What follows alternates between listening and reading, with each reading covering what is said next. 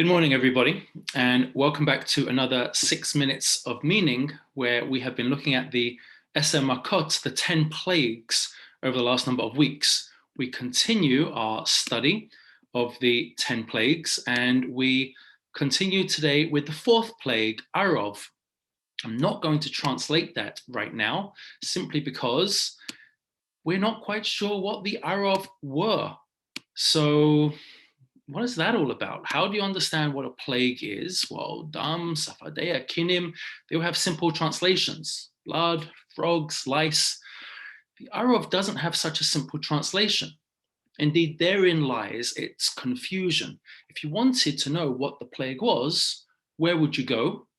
Correct, very simply, you would go to your picture Haggadah and you would look up plague number 4. What would your picture Haggadah tell you? Aha, now we would actually have a difference of opinion.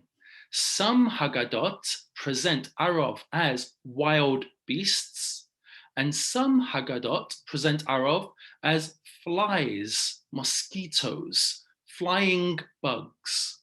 Where does this confusion come from? We don't find this with any other plague. Why here? And the source of this disagreement is actually found in the Midrash. If you take a look in Shemot Rabbah, the Midrash actually has a machloket, Rabbi Yehuda and Rabbi Nehemiah. Let's take a look. Rabbi Yehuda says the word Arov means wild animals. Actually, the word Arov means mixture. Anybody who has learned the laws of meat and milk will tell you what a ta'arovet is, a mixture. The word Arov means a mixture. Best word in English actually to capture this would be swarm. So many of these animals, whatever they are swarming. Actually, maybe that gives a credence to the second opinion. It was flies or some type of bugs. However, an Arov is a mixture. Rabbi Yehuda says it was a mixture, an assortment of wild animals. Why? Because the Egyptians would take their Hebrew slaves out with them to hunt down wild animals. They'll be hunting for lions or perhaps leopards in Egypt. And as a result, the Egyptians would either have the Jews be killed or tortured by these lions or leopards. And so they got a taste of their own medicine. This is what was now coming back onto them. Rabbi Nehemiah, on the other hand, says, no, this is actually quite different. And what they were afflicted with were swarms of mosquitoes or hornets, some types of bees, etc. But now listen to the postscript to this midrash. It's amazing. The midrash says we actually prefer the words of Rabbi Yehuda, that the plague was a plague of wild animals. How so? Rabbi Yehuda goes on to explain that when it came to the plague of the frogs, we read how Egypt was piled high at the very end with all of these dead frogs. It's an absolutely disgusting, gross image. Why? Because dead frogs are completely useless. On the other hand, when it comes to the end of the plague of the Arov, we read that God removed all of the Arov from Pharaoh and his servants, not one remained. Somehow or other, all of these things, whatever they were, wild animals on the one hand, bees or mosquitoes on the other, none of them remained in Egypt. They were gone. God purposefully removes them from the land of Egypt. Says the Midrash, it must be that the Arov were wild animals, because dead animals have skins, have orot, and those skins would have been useful, even valuable to the Egyptians.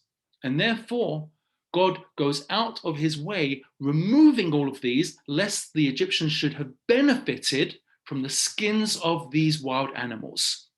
If the Arov was just a bunch of insects, why would God not simply leave them, pile them up dead, just like he did with the frogs? Therefore, we believe the Arov are wild animals. Amazing. Okay, we finally understood what the plague is. Let me share with you that there is a frightening verse that says that you will have these Arov. Bebeitecha et ha'arov b'malo et bate Mitzrayim et ha'arov v'gam ha'adama Hashem hem aleha. Not only will these wild animals be filling up your homes, but the very ground upon which you stand will be filled with these swarms of Arov, these swarms of wild animals. There are a number of comments that the Midrash makes. First of all, even if you would have shut the doors, shut the windows, shut the chimneys, they would have come up through the floor. And it would have been the types of animals that burrow their homes into the floor, whether that be snakes and scorpions. So you would have, imagine it, lions and tigers and bears banging down the front door of your house, making their way in through the windows, snakes and scorpions coming up through the floor. It would have been a petrifying, horrifying type of plague. But here we come to the essence of all of this, because if you look carefully, we're told what the purpose was all about. V'hifleiti, chapter 8, verse 18, chet, yud chet, v'hifleiti b'yamahu et eretz Goshen, asher ami omed alecha, lebilti hayot sham arov, leman teda ki ani Hashem b'kerev haaretz. On that day, I will set apart the people of Goshen, where my nation lives. And the next line, v'samti fudut bein ami u'bein amecha. I'm going to make a distinction between my nation and yours.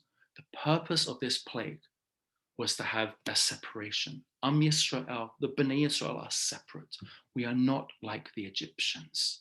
And for the first time, we are taught the process begins of showing the Jewish people that they are different than their host nation. They are not the Egyptians. They are of worth. The great message for us, the end of all of this incredible fourth plague, is to look into the mirror and see our self-worth. You look out and see that you're just like everybody else. No, you're special. You are marked out for distinction.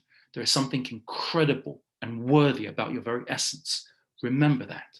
This is who you were born to be. Have a great day, everybody.